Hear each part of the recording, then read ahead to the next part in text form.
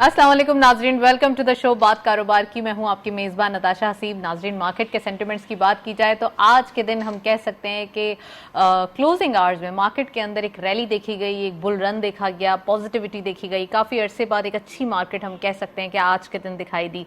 एक अच्छी recovery note देखा गया। लास्ट वीक के अंदर मंडे के दिन आपको याद होगा मार्केट में एक डिप्रेशन देखा गया था बजट के बाद। उसके बाद पूरे वीक के अंदर पॉजिटिवनेस थी, मगर एक ऐसी रिकवरी जिसका मार्केट वेट कर रही थी वो आज के दिन दिखाई दी है। फाइनली एक अच्छी चेंज देखी जा रही है। 42,500 साइकोलॉजिकल बैरियर अबव क्लोजर देखा गया है। इट मींस कि यहाँ पे इन्वेस्टर सेंटिमेंट्स हैं वो हायर साइड पे दिखाई दे रहे हैं। आज के दिन जो कल हम कह सकते हैं कि एक रूमर देखा जा रहा था आईएमएफ के हवाले से, फिर उसके बाद फाइनेंस मिनिस्टर मिफ्ता इस्माइल साहब ने जो है वो प्रेस कॉन्फ्रेंस भी की थी, उसके बाद भी मार्केट के अंदर कॉन्फिडेंस देखा गया था। लेकिन आज के दिन वो कॉन्फिडेंस ज्यादा हद तक ट्रस्ट लेवल के अंदर या फिर ट्रस्ट वर्ड के अंदर जो है वो बदलता हुआ दिखाई दिया, जिसकी वजह से आज के दिन हम कह सकते हैं एक पॉजिटिवनेस, एक अच्छा जेस्चर, एक एंथुसियाज्म मार्केट के अंदर देखा गया। फर्स्ट सेगमेंट की तरफ चलते हैं।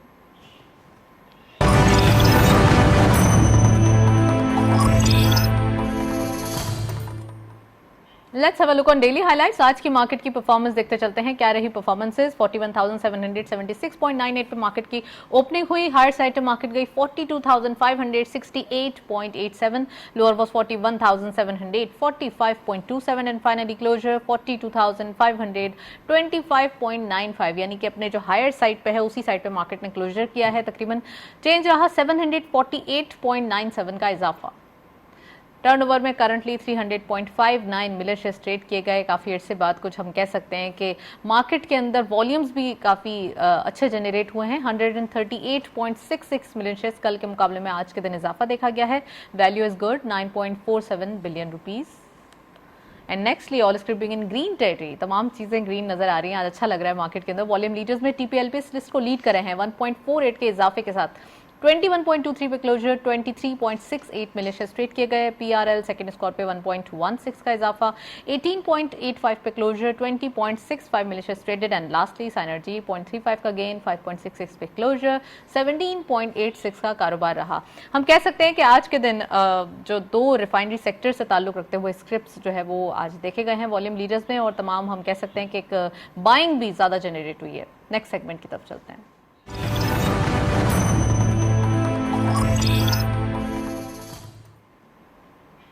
टॉपिक ऑफ द डे में आज हम बात करेंगे जो स्टार्टिंग ऑफ द डे एक पैनिक भी दिखा गया था कि रुपी डॉलर पैरिटी बहुत ज़्यादा हो रही है, डॉलर जो है वो स्ट्रांग हो रहा है या फिर रुपी जो है वो डेप्रिसिएशन की तरफ जा रही है। तो क्या फैक्टर्स हैं, क्या रीजंस हैं, क्या चीज़ें हैं जो उसको ज़्यादा पुश कर रही हैं डाउन साइड रुपी के हवाले से बात करें तो, और साथ साथ कौन से ट्रिगर्स हैं जो आने वाले दिनों में रुपी को स्ट्रांग कर सकते हैं डॉलर के अगेंस्ट, वो आज हम बात करने वाले हैं। साथ साथ पाकिस्तान स्टॉक एक्सचेंज की परफॉर्मेंस और फ्यूचर आउटलुक क्या रहेगा, फ्यूचर में क्या क्या चीज़ें हैं जिनके ऊपर काम करना जरूरी है, कौन कौन से सेक्टर्स हैं जिनको हाईलाइट रखें तो अपने पोर्टफोलियो का हिस्सा बनाए तो आने वाले दिनों में वो कुछ एक बेसिक सी जो है वो पॉजिटिविटी दे सकते हैं। तो वो आज हम बात करेंगे। थर्डली लास्टली सेक्टर डिस्कशन करेंगे जिसमें आज हमने फार्मास्यूटिकल सेक्टर को लाइमलाइट में रखा है। फार्मास्यूटिकल सेक्टर के हवाले से बात करेंगे।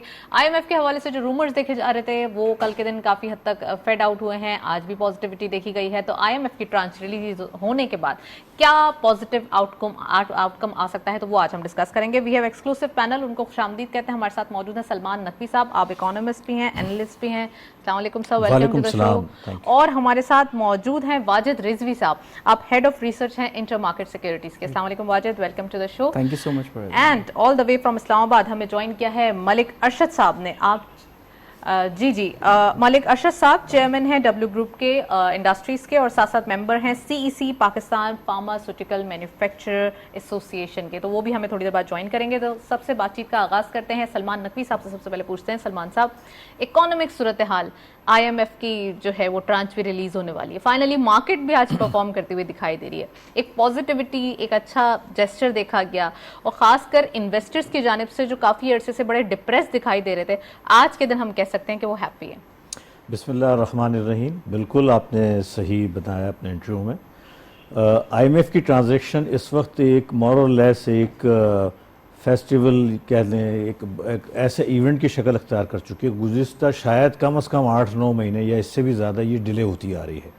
और पिछली गवर्नमेंट ने जब इनकी कंडीशंस को ब्रेक करा था और पेट्रोल प्राइसेस बजाय बढ़ाने के घटा दी थी और बिजली की कीमतें भी घटाई थी और फिक्स कर दी थी, उसके बाद ये फरवरी ऑनवर्ड्स ये मुसलसल नाराज़ थे। उससे पहले ये अक्टूबर और मुख्तलिफ डेट्स आती रही और पिछली हुकूमत कोशिश करती रही लेकिन नाकाम होती रही। उसके बाद अब चूँकि हमारा जो फाइनेंशियल स्ट्रक्चर है पाकिस्तान का वो डॉलर बेस्ड है, हम इंपोर्ट ओरिएंटेड कंट्रीज़ हैं, हमें डॉलर, क्योंकि हर इंडस्ट्री को हमारे डॉलर चाहिए।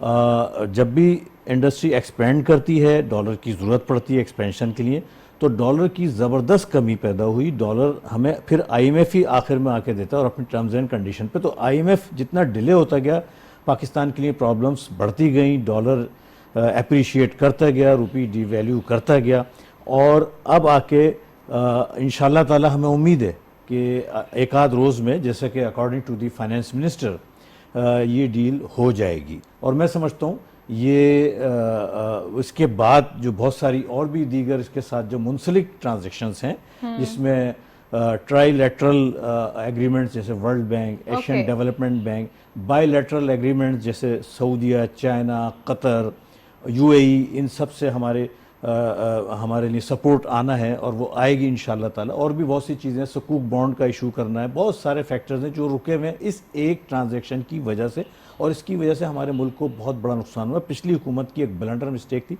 मौजूदा हुकूमत को मैं अप्रिशिएट करता हूँ, फाइनेंस मिनिस्टर साहब जो दिन रात कोशिश करके इसको आज इस स्टेज पर ले आए और इंशाल्लाह ताला ये डील साइन हो जाएगी। और मैं समझता हूँ हमारी इकनॉमी जो बहुत दिनों से, काफ़ी दिनों से मुसलसल जवाल पजीर थी, इंशाल्लाह अब ठहर के बेहतरी की तरफ गामजन हो जाएगी।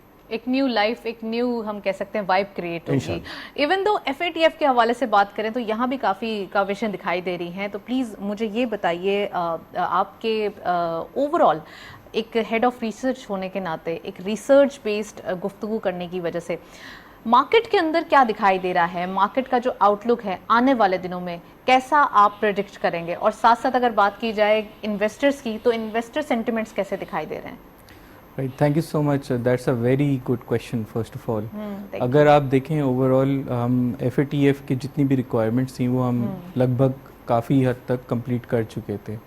बट एक हमारा इफेक्टिव जो है, जो लास्ट गवर्नमेंट है, वो FATF को प्रेजेंटेशन के लेवल्स पे इवेंचुअली वो रिप्रेजेंट नहीं कर पा रही थी। सो इफ़ेक्टिवली जो हमारी नई हुकूमत आई है, इसने काफ़ी ऐसे इकदाम किए। They were close in ties with the US and eventually the APG जो कंसल्टेशन हुई प्लेनरी मीटिंग के बाद, उन्होंने ये कमेंट किया कि हम जो है FATF की रिक्वायरमेंट्स को तकरीबन पूरा कर चुके हैं। उसके साथ साथ उन्होंने एक ऑन साइट रिव्यू भी बोला है, which is actually a normal course of action. It is not an abnormal course of action. They'll just come in to Pakistan और आके चेक करेंगे कि हमने किस किस तरह के इकदाम लिए हुए FATF पे कंप्लायंस करने के लिए, और आगे जाते हुए किस तरह स्ट्रॉन्ग पॉलिसीज़ हैं जो आगे जाते हुए मैसर रहेंगी और उसके ऊपर इफ़ेक्टिवली हमारे इदारे काम कर चुके रहेंगे। तो वो उसकी इफ़ेक्टिवनेस आके चेक करेंगे। साथ ही साथ जो है, अगर आप देखें जो हमारी मार्केट है उसके अंदर हमने तकरीबन फॉरेक्स रिज़र्व के जो ज़खायर हैं वो हमारे आधे हो गए हैं। अगर दिसंबर एंड के स्टेट बैंक के रिज़र्व्स देखें और अभी के रिज़र्व्स देखें तो वो तकरीबन आधे हो चुके हैं, जिसकी वजह से हमारा रुपी बहुत वीकन था और इसकी वजह से फॉरेन इन्वेस्टर भी बाहर जा रहा था। और साथ ही साथ जैसे इन्होंने अर्ज़ किया कि IMF के इक़दाम पूरे नहीं हो पा रहे थे। तो ये जो नई हुकूमत आई, इन्होंने काफ़ी खातिर खा इफ़ेक्टिवली जो जितनी भी रिक्वायरमेंट्स थी वो आहिस्ता आहिस्ता पूरी करते गए, सब्सिडीज़ अनरील करते गए फिस्कल स्पेस से। आगे जो बजट आया वो भी ऐसा लेकर आए कि इफ़ेक्टिवली आगे जाकर वो ज़्यादा से ज़्यादा टैक्स कलेक्शन इम्प्रूव हो, और PDL के टारगेट्स भी ऐसे रखे गए हैं जो कि IMF की रिक्वायरमेंट्स के मद्दे मुकाबिल हैं। सो उससे जो है एक सेंटिमेंट इम्प्रूव होता हुआ नज़र आता है, specially given with today's news कि हम IMF की तरफ तकरीबन करीब आ चुके हैं और with in the next 24 hours हमारे पास एक गुड न्यूज़ होगी। तो हमें ये लगता है कि यहाँ से आगे जाते हुए जो हमारी जो इफ़ेक्टिव फंडिंग रिक्वायरमेंट है अगले 15 महीने की 45 अरब डॉलर की, वो IMF के आते ही जो स्टेट बैंक ने लेटेस्ट कोट किया था कि हम 51 बिलियन अचीव कर पाएंगे। अगर हम 51 बिलियन अचीव कर लेते हैं, सो दैट मीन्स हमारी एक्सटर्नल साइड पे स्पेशली जो हमारा जारी खसारा तकरीबन 14.25 अरब पे खड़ा हुआ है इस वक्त साल के, वो उसकी तरफ हमें एक तरह से रिलीफ मिलेगा और हमें इफ़ेक्टिवली रुपी में जो वीकनिंग हमने देखी है रिसेंटली, वो रुपी वीकनिंग हमें सॉर्ट ऑफ सिमर डाउन होती हुई दिखेगी। जो भी हमें रुपी के अंदर, अगर आप रियल इफेक्टिव एक्सचेंज रेट उठा के देखें पाकिस्तान का, तो वो 95 के आसपास चल रहा है। और हम जो है अगर रीसेंट जो फिनोमेना देखें, हमने तकरीबन 200 से तोड़ना शुरू किया और रुपया 210 क्रॉस कर चुका है। सो इफ़ेक्टिवली रियर भी हमारा बहुत competitive लेवल्स पे आ चुका है। तो with these kind of inflows, once IMF comes back on board, multilateral bilateral flows के साथ साथ, and with FATF almost almost there, we have won half the battle now. तो हमें यहाँ से लगता है कि यहाँ से जो भी चीज़ें हमने तकरीबन 6,000 पॉइंट का बेसिकली मारामारी देखी थी ओवरऑल मार्केट के अंदर बिफोर, तो वो 6,000 पॉइंट्स के अंदर अच्छी खासी हमें रिकवरी दिखेगी। और ये रिलीफ रैली हमें लगता है कि for over the next 2-3 days हमें एक्सटेंड होती हुई दिखती है। एग्जैक्टली चलें मलिक अरशद साहब से बात करते हैं और उनसे पूछते हैं इकोनॉमिक सूरत हाल, खासकर रुपी डॉलर पैरिटी के हवाले से उनका क्या टेक है। मलिक अरशद साहब, आप हमें सुन सकते हैं? खुशामदीद कहते हैं आपको प्रोग्राम में। थैंक यू वेरी मच जी, बिल्कुल आवाज आ रही है आपकी। अच्छा मलिक साहब, ये बताइए कि आपने सुना रुपी डॉलर पैरिटी के हवाले से मैं सवाल करना चाह रही हूँ, ये भी बताइएगा सर कि जैसे ही रुपी जो है वो थोड़ा सा स्ट्रांग होता है, IMF की ट्रांच रिलीज होती है और उसके बाद रुपी के ऊपर ऑब्वियसली जो एक प्रेशर है वो खत्म हो जाएगा, तो प्रेशर के बाद आप क्या समझते हैं कि कौन से ट्रिगर्स हैं जो फर्दर रुपी को स्ट्रांग करने में मदद देंगे, और खासकर हम ये एक्सपेक्ट करेंगे 200 से थोड़ा डाउन तो आ जाए ना? Ma'am thank you very much. मैं ये समझता हूँ कि इस वक्त जो पाकिस्तान की सूरत हाल है, जिस तेजी से डॉलर जिन वेरिएबल्स की वजह से ये ऊपर जा रहा है, उन वेरिएबल्स को हमें कंट्रोल करने की जरूरत है। और खुसूसन जो हमारी इंपोर्ट है उसमें मौजूदा गवर्नमेंट ने बहुत अच्छे जो इकदाम लेके इसको कंट्रोल करने की कोशिश की है और कंट्रोल कर भी पा रहे हैं। और जरा रुकता है, फिर एक जो थोड़ी सी वो लहर आती है कि एक स्पेकुलेशन चलती है कि डॉलर बढ़ेगा, और इस लोग जो है फिर वो बाकी सारे जो बिजनेसेस हैं उनको छोड़ के सारी इन्वेस्टमेंट जो है वो डॉलर में करते जा रहे हैं। तो मेरी पाकिस्तानी कौम से भी एज ए नेशन रिक्वेस्ट होगी कि आप इसकी जो डिमांड है खुद से आर्टिफिशियल बढ़ाते जा रहे हैं। हर जिस बंदे के पास जितने जो भी उसकी कुछ सेविंग है सबको अब वो डॉलर की शक्ल में कन्वर्ट करता जा रहा है। और सबसे बड़ा फैक्टर जो है वो लीकेज है थ्रू अफगानिस्तान जो हमारी हो रही है, डॉलर की परचेज और उधर जा रहा है। तो ये सारी चीजें जो है इनको हमें देखना पड़ेगा और इनको कंट्रोल करना पड़ेगा। और इसकी वजह से जब डॉलर जो है बढ़ रहा है और रुपए की कदर में कमी हो रही है, सारे बिजनेसेस स्पेशली जो है इंपोर्ट बेस्ड जितने बिजनेसेस हैं, इंडस्ट्री हैं, वो बैडली इम्पैक्ट हो रही हैं। तो इसको इमीडिएटली रोकने की जरूरत है और एज ए नेशन हमें इसको पॉजिटिवली लेके जिसकी सिर्फ जरूरत है सिर्फ वो बंदा जो है डॉलर खरीदे और वो अपना बिजनेस के लिए आइडेंटिफाई करेंगे इस चीज को। आपने बिल्कुल सही सोल्यूशन बताया है, लेकिन इसकी आइडेंटिफिकेशन काफी डिफिकल्ट नहीं है? नहीं मैम, डिफिकल्ट देखिए, डॉलर ऊपर जाने में सबसे ज्यादा आप देखें ना जिन चीजों का रोल है, हमें वही आइडेंटिफाई करके सबसे पहले हमने आर्टिफिशियल डिमांड बढ़ा दी है। जिस चीज की हमें जरूरत नहीं है हम उसकी, अगर मेरी आज डॉलर की जरूरत नहीं है, मैंने कोई चीज इंपोर्ट नहीं कर रहा, why am investing in dollar. तो एज ए नेशन जो हम कर सकते हैं वो करें।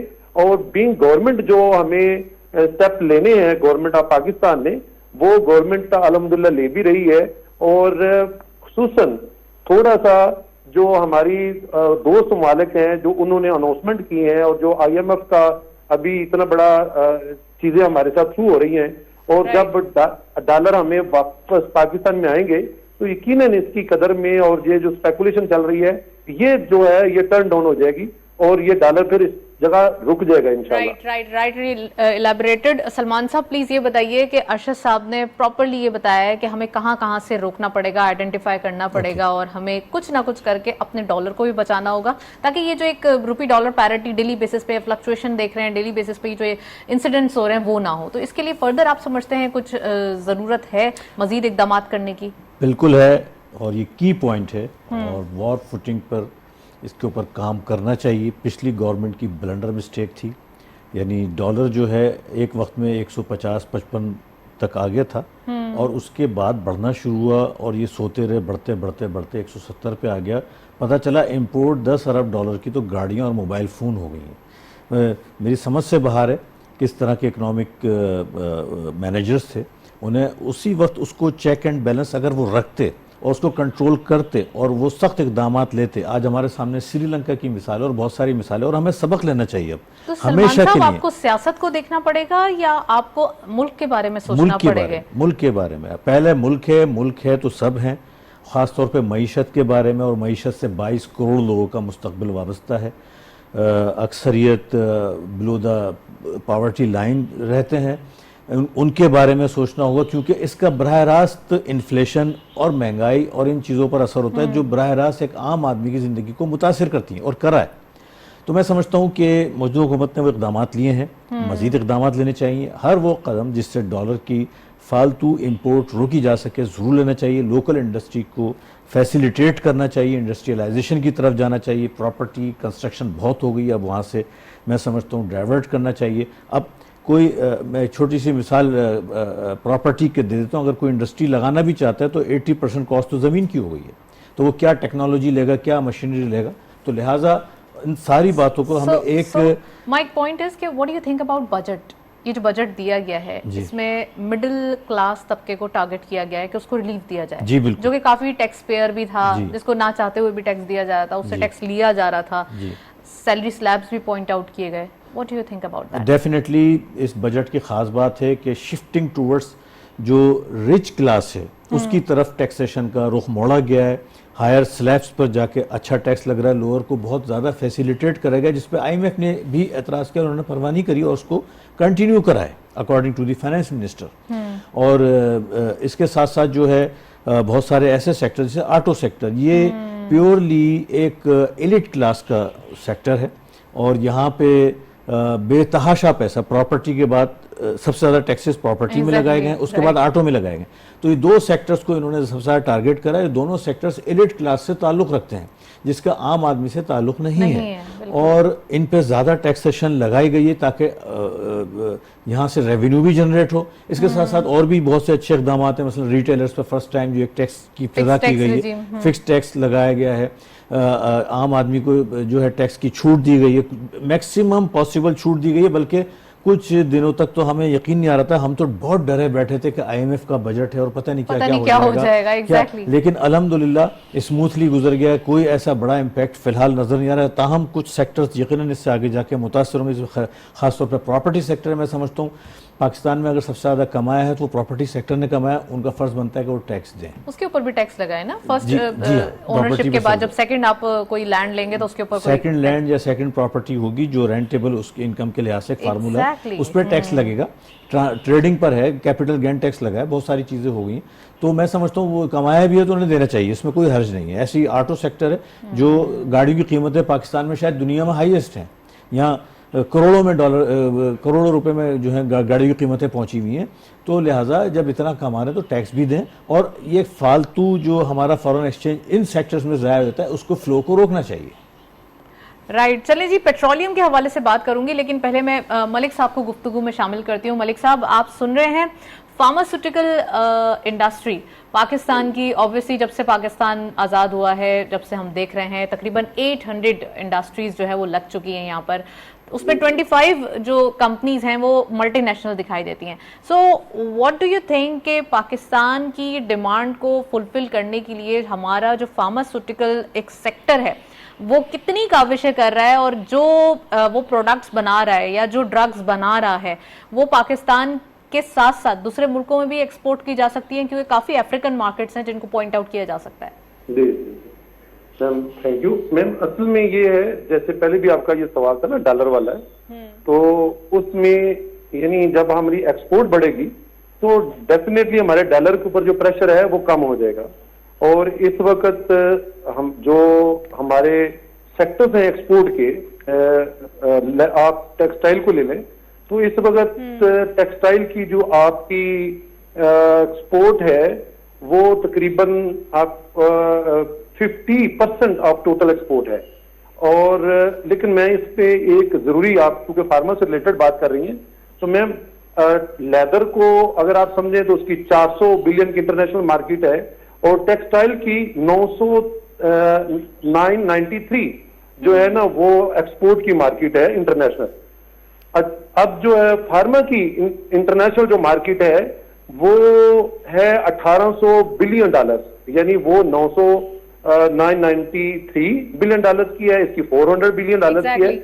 और हमारा जो फोकस है बीइंग पाकिस्तान, बाकी यानी इसका फार्मा के ऊपर इतना हमारा एक्सपोर्ट के ऊपर फोकस नहीं है। हमारी इस वक्त जो एक्सपोर्ट है वो सिर्फ 225 मिलियन डॉलर की है और जो इंडिया के एक्सपोर्ट है वो इस वक्त 22 बिलियन डॉलर की है। यानी हमारी टोटल एक्सपोर्ट जो अगर 25 बिलियन डॉलर की है तो उनकी सिर्फ फार्मा की अराउंड जो है, जितनी हमारी टोटल है उसमें textile, leather, everything included, services, तो हमारी इतनी है, उतनी उनकी सिर्फ फार्मा की है।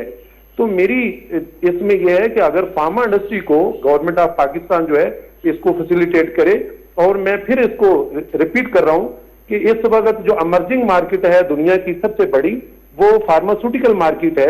अमर्जिंग मार्केट में से 1800 बिलियन डॉलर की मार्केट है और हमने सिर्फ टेक्सटाइल को फैसिलिटेट किया हुआ है और लेदर को फैसिलिटेट किया हुआ है। सर, हम पास्ट गवर्नमेंट की बात नहीं करते कि हम कौन सी पॉलिसी बनाई या सिर्फ टेक्सटाइल सेक्टर को या कुछ 5 सेक्टर्स को जो है वो एक्सपोर्ट की फैसिलिटेशन दे दी, बाकी और सेक्टर्स को निग्लेक्ट किया गया। थोड़ा सा आगे की तरफ चलते हैं और ये देखते हैं कि अब आने वाले दिनों में कोई ऐसी पॉलिसी रिक्वायर्ड हो, कोई ऐसी पॉलिसी जो सिर्फ एक्सपोर्टर्स को दी जाए, जो भी एक्सपोर्ट करे, कोई भी सेक्टर करे, तो आप समझते हैं कि कोई ऐसी पॉलिसीज जो है वो पाइपलाइन में है? मैम बिल्कुल पाइपलाइन में है। इसमें इशू जो है इम्प्लीमेंटेशन का है। मैं समझता हूँ पाइपलाइन में बहुत अच्छी पॉलिसीज बन चुकी हैं, इनकी प्रॉपर इम्प्लीमेंटेशन है। अगर पाकिस्तान में प्रॉपर इम्प्लीमेंटेशन कर दी जाए पॉलिसीज की, वन विंडो ऑपरेशन कर दिया जाए, मैं कहता हूँ इस वक्त भी बहुत बड़ा रूम है इन पार्ट ऑफ देश के। देखें हमारा, अगर मैं फार्मा की बात करूं तो इस वक्त 17% हमारे ऊपर सेल टैक्स पिछली गवर्नमेंट ने लगाया था। ये गवर्नमेंट अब पूरी कोशिश कर रही है कि इसको खत्म कर दे या टाइमली हमें रिफंड शुरू कर दिया उन्होंने। मेरा है कि जैसे यूटिलिटीज बढ़ रही हैं, बिजली का बिल आप देखें, बिजली का रेट जो है वो बढ़ रहे हैं, पेट्रोल बढ़ गया है, तो इन सारी चीजों को जब आपके इनपुट्स बढ़ते हैं तो आप इंटरनेशनल मार्केट में आपका कंपटीशन जरा मुश्किल हो जाता है। तो एटलीस्ट जो पॉलिसी मैटर के तौर पे हम कर सकते हैं, जो ईज ऑफ डूइंग बिजनेस दे सकते हैं, वो तो एटलीस्ट हमें इंश्योर करना चाहिए कि वन विंडो ऑपरेशन हो। एक्सपोर्टर को जो बचाइए उनको वन विंडो ऑपरेशन के थ्रू इंश्योर होना चाहिए। मैं दोबारा रिपीट कर रहा हूं, इंश्योर होना चाहिए, वन विंडो ऑपरेशन होना चाहिए। वाजिद साहब आपके ऊपर आऊंगी। पेट्रोलियम प्राइसेस की वजह से ये कहा जाता है प्राइवेट मीडिया और ऑल्दो थोड़ा सा रूमर्स के तौर पे भी फैलाया जाता है कि पेट्रोलियम बॉम्ब गिरा दिया गया है, अब पेट्रोलियम बॉम्ब गिरेगा, उसके बाद पता नहीं क्या महंगाई का एक इन्फ्लेशनरी तूफान आ जाएगा। आप समझते हैं कि बजट के बाद क्या ये एक्सपेक्टेशन है? क्योंकि जैसे सलमान साहब ने कहा कि बजट से पहले ये बड़ी तवक्कुआत थी कि भाई IMF बजट होगा और पता नहीं क्या एक आने से पहले ही कोई जाइंट चीज जो है वो बना दी गई थी, लेकिन अब हम देख रहे हैं कि तो ये बड़े एक स्मूथ बजट और इसके साथ साथ इससे बेहतर बजट एनालिसिस जो है वो ये भी मौजूद है कि इससे बेहतर बजट हो ही नहीं सकता था। So what's your take about petroleum prices? बिल्कुल, ये तो एक ऐसी चीज़ थी जिससे अवाम, एक हर नुक्के पे अवाम जो है वो इस पे जाके इम्पैक्ट होती है। So even if you talk about the low income group और हाई इनकम ग्रुप, हर कोई इम्पैक्ट होता है ड्यू टू ट्रांसपोर्ट प्राइसेस। अब फ्यूल ट्रांसपोर्ट प्राइसेस में जो हमने सब्सिडी दी थी, जो लास्ट गवर्नमेंट ने सब्सिडी दी थी, और उसकी वजह से आप सब्सिडीज़ देखें 1.5 ट्रिलियन तक पहुंच गई रिवाइज्ड बजट में, जो कि हर साल हम मुश्किल से 600 अरब 700 अरब की सब्सिडीज़ रखते हैं। तो ये तो पाकिस्तान के लिए बिल्कुल अच्छा ही नहीं था। बट ये एक ऐसी चीज़ है, पेट्रोल प्राइस और डीजल प्राइस, जो कि इंटरनेशनल, जो आलमी इंटरनेशनल लेवल पे जो ऑयल प्राइसेस होती हैं उससे लिंक्ड होता है। तो अगर गवर्नमेंट चाहे भी तो वो इस अनपॉपुलर डिसीजन को सरकमवेंट नहीं कर नहीं कर सकती, सकते, कहीं से भी बिल्कुल, नहीं हाँ। घुमा कर फिर आकर बोल सकती कि नहीं नहीं हमने तो लेकिन पेट्रोल हम ये प्राइस कर नहीं सकते बढ़ाई। हैं कि यहाँ पर कुछ But- जो गरीब तबका है उसको जी। किसी ना किसी और तरीके से फूड इन्फ्लेशन को थोड़ा कम करने के लिए इंसेंटिव उसके दे दिया जाए। तरीकेकार इस तरह के हैं कि जो हमने एहसास प्रोग्राम रखा है उसके थ्रू, या जो Benazir income support support program program. उसके अंदर हम जो है सपोर्ट दें लोअर इनकम तबके को, क्योंकि अगर आप रिटेल लेवल पे इसके ऊपर कोई ना कोई Right. सब्सिडी रखेंगे तो चोरी होने के इम्कानात होते हैं, बिकॉज कोई एनआईसी किसी दूसरे का ला के दिखा के लो इनकम तबके का वो अपनी बड़ी गाड़ी में भी भरवा सकता वाजिद है। साहब, मेरा क्वेश्चन यही है कि जो इन्फ्लेशन हम एक्सपेक्ट करें, तो आप क्या समझते हैं कि इन्फ्लेशन फर्दर अभी पास ऑन हो सकता है, या जी, अब जी, जो है बिल्कुल। वो थोड़ा सा बिल्कुल, जो नंबर्स आए inflation- इस मंथ के वो काफी हैं? इस महीने तो तकरीबन आप 18% तक इन्फ्लेशन आती हुई देखेंगे, और ये जो है तकरीबन more than a decade high होगा, 13 साल का हाई होगा, और it'll be unlike anything that Pakistan has seen, because हमने ये ऑयल प्राइस बढ़ती हुई देखी है और रुपी डीवैल होता हुआ भी देखा। इन दो चीज़ों का डायरेक्ट इम्पैक्ट होता है हमारी फ्यूल प्राइसेस पे, और फ्यूल प्राइसेस ऑब्वियसली एक बहुत बड़ा चंक है हमारी इन्फ्लेशन का, और ये विदाउट लेवी और जीएसटी ही सिर्फ कोई 18% की इन्फ्लेशन ट्रांसलेट करता है for the month of June, और इसका एक स्पिल ओवर इम्पैक्ट होता है जो कि आप सीपीआई इंडेक्स में देखें तो Exactly, ट्रांसपोर्ट फेयर्स हो गए, फूड आइटम्स हो गए, XYZ दूसरी चीज़ें हो गई, फिर इसी की वजह से हाई एनर्जी प्राइसेस की वजह से हमारा फ्यूल कॉस्ट कंपोनेंट जो है टैरिफ के अंदर वो भी बढ़ बढ़ के आते हैं। जैसे हाल ही में हमने देखा नेपरा ने बोला तकरीबन हमें टैरिफ को बढ़ाना चाहिए 4 रुपए से, तो वो Obviously demand तो होगी वो ना। जो फ्यूल एनर्जी कॉस्ट है आपकी वो भी बढ़ जाती है, और स्पेशली इन समर्स आपके पास जो है despite the fact hydel available होता है उसके बावजूद आपके पास एक इन्फ्लेशनरी इम्पैक्ट आ रहा लैक आ है। जाता है। जी, सलमान तो- साहब से पूछते चलते हैं। सलमान साहब, वाजिद साहब ने प्रॉपर्ली बताया है कि पेट्रोलियम प्राइसेस का इम्पैक्ट आ रहा है, लेकिन इंटरनेशनली भी ये पूरा इम्पैक्ट है और इसको पास ऑन करना जरूरी है। हम इसको ऐसा नहीं कर सकते कि सब्सिडाइज वे में दें, क्योंकि हम अगेन वही IMF की कंडीशन में, और उसको भी हम रूल आउट नहीं कर सकते। सर, व्हाट इज नेक्स्ट जो IMF की ट्रांच होगी, नेक्स्ट जो IMF से एग्रीमेंट होगा, आप समझते हैं कि उस एग्रीमेंट्स में ये सारी चीज़ें जो है वो देखी जाएंगी? देखें, पेट्रोल प्राइसेस पाकिस्तान के लिए कैटलिस्ट है, और चूँकि हमारी बदकिस्मती से स्ट्रक्चर हमारा इंडस्ट्री का और हमारे सिस्टम्स का इस तरह से कि हमारी बिजली भी पेट्रोल से बनती है, हमारी ट्रांसपोर्टेशन पूरी डिपेंड करती है पेट्रोल पे, और ये बुनियादी फैक्टर्स हैं हमारी मईशत के। जब पेट्रोल की प्राइसेस बढ़ती है तो ऑटोमेटिकली उसका असर हर सेक्टर पे जाता है, बड़ा नेगेटिव जाता है। दूसरे ममालिक में चूँकि ऑलरेडी उनकी बहुत सारे फैक्टर्स हैं, उनकी पर कैपिटा इनकम भी अच्छी होती है, उसके अलावा उनकी बहुत सारे ऐसे फैक्टर्स हैं जिसकी वजह से उनके यहाँ पेट्रोल प्राइसेस का वो इम्पैक्ट पास ऑन नहीं होता जो हमारे यहाँ होता है। लिहाजा हमारे मुल्क के लिहाज से ये बड़ा नेगेटिव हो जाता है। और जहाँ तक IMF का आपने करा है, यकीनन जब IMF का डील होने के बाद जो सबसे बड़ा इम्पैक्ट होना चाहिए, जो हम समझेंगे कि हाँ ये डील बड़ी कामयाबी से आई है, हमारा डॉलर वीक होना शुरू हो जाएगा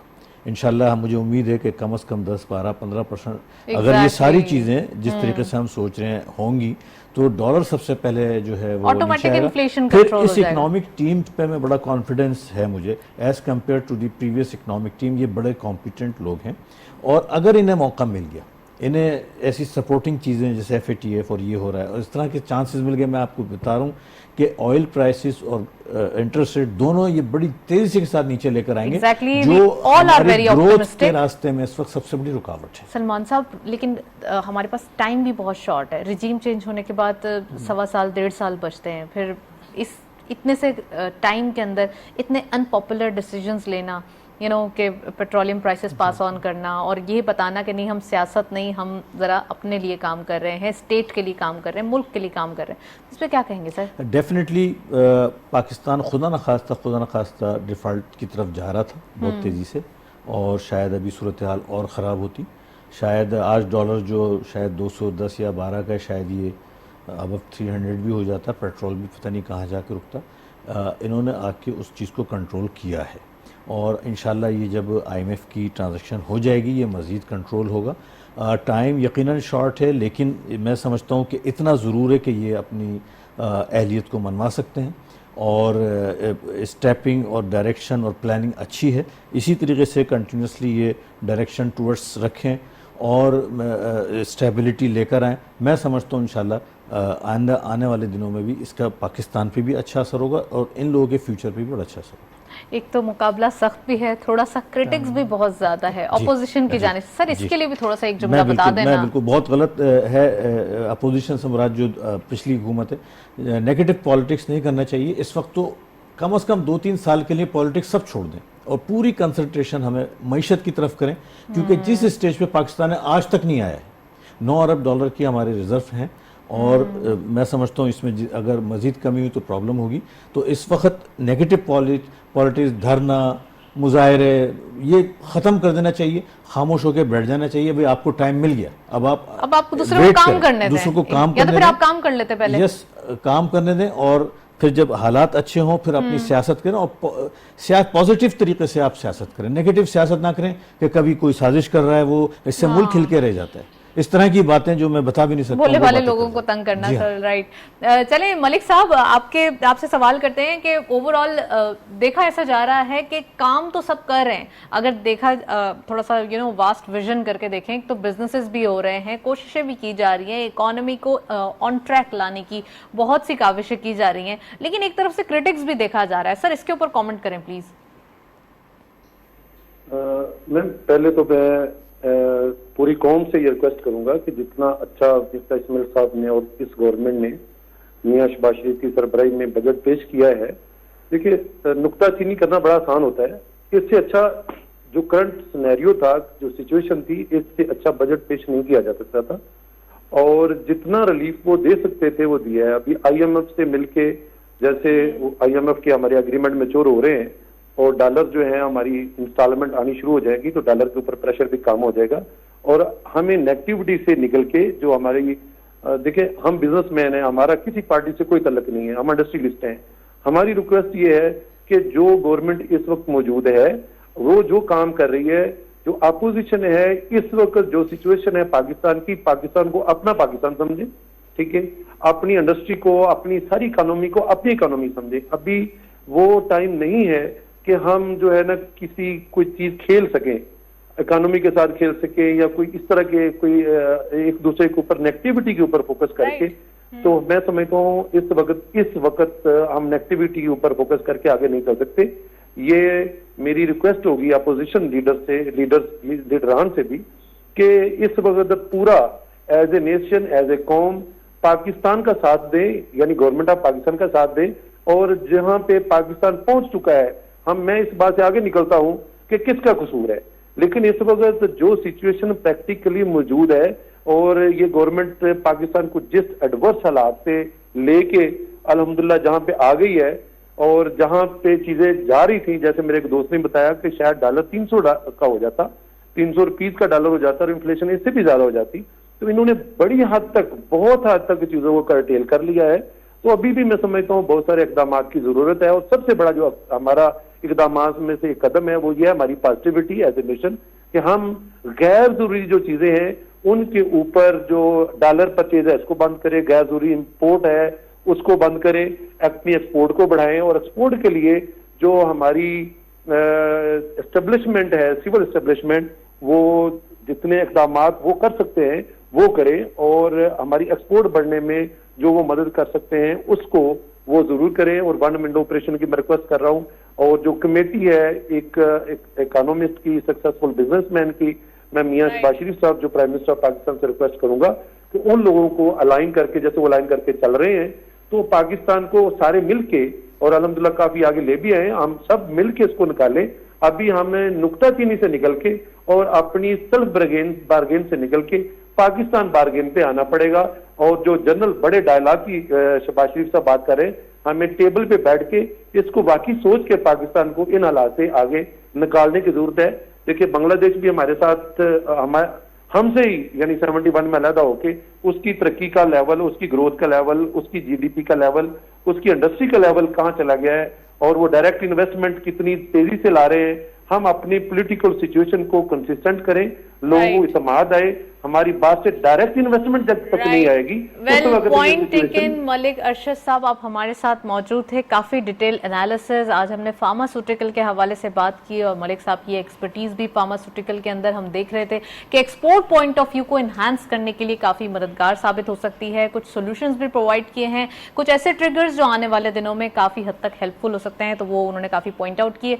हमारे साथ वाजिद साहब भी मौजूद हैं, सलमान नकवी साहब भी मौजूद हैं, मजीद बात करेंगे और गुफ्तगू को आगे बढ़ाएंगे, लेकिन इस सेगमेंट की तरफ चलते हैं।